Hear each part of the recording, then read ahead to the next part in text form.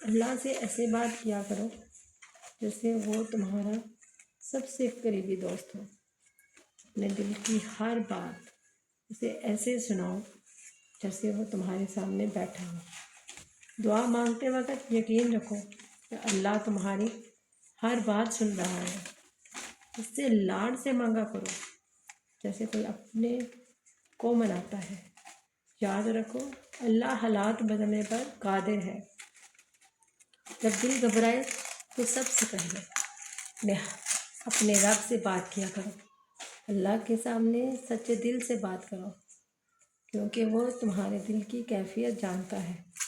کوئی آزمائش ہمیشہ نہیں رہتی۔ اپنے رب سے رشتہ مضبوط رکھو۔ یقین رکھو وہ تمہیں کبھی تنہا نہیں چھوڑتا۔ وہی اللہ ہے جو اندھیری رات کے بعد صبح پیدا کرتا ہے۔ وہی اللہ ہے جو ناممکن کو ممکن بنا دیتا ہے۔